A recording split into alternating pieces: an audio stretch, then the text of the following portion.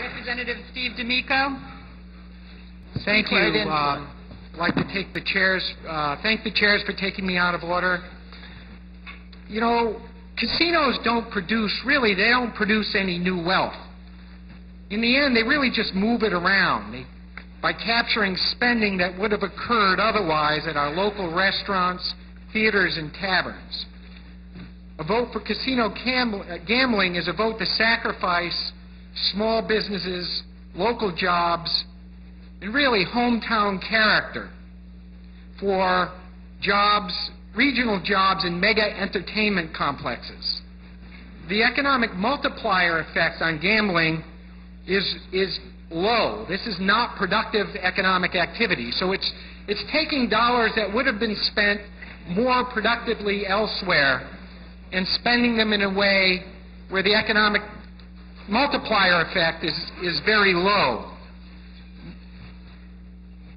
People who aren't addicted to gambling have only a limited amount of money that they can spend on entertainment.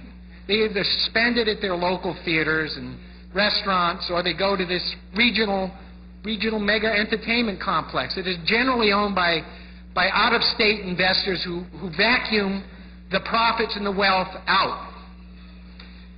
Gambling also exploits the desperate dreams of people with little hope. That's why it's viewed as a tax on the poor. Okay. Locating casinos or these racinos near low-income communities like East Boston and Chelsea and Taunton, where jobs are needed most, is counterproductive. As we've seen in Atlantic City and many other venues, they drain away what little wealth there is in these struggling communities. They lead to increased crime and further neighborhood decline.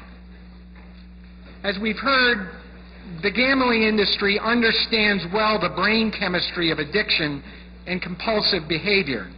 It informs every aspect of a casino's design, from the lighting and layout to the audio and visual feedback of those slot machines. Expanding gambling in Massachusetts would double the number of compulsive gamblers we have here. That means an additional 54,000 families, not individuals, 54,000 families at much higher risk for bankruptcy, spousal abuse, and divorce. Now, proponents pretend that we'll use some of these gambling revenues for treatment, but once broken, no amount of spending will put their lives back together again. These are scars that simply never heal completely. The developing brains of young adults are particularly vulnerable to gambling addiction. With our many colleges, inviting casinos to our state would be like permitting tobacco companies to spike cigarettes with extra nicotine and then encouraging them to hand out free samples in front of our schools. Finally, is the issue of political corruption. Once established, the gambling industry, flush with cash, will become an irresistible political force. They'll use their money and influence to force concessions from the state and reduce our share of the take.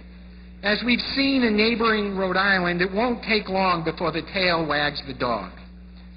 When you consider the true cost of expanding predatory gambling, it's clear that it's a losing hand for Massachusetts. I urge this committee to reject all expanded gambling proposals. And I'd just like to add that really this is a very unfair fight. Those with financial interests in predatory gambling have many more resources to bear on this debate. So we're getting a very unbalanced debate. And so I would ask, that's why the work of this committee is extremely important, and I would urge you to take all deliberation and time to weigh both sides evenly. Thank you very much. Thank you very much.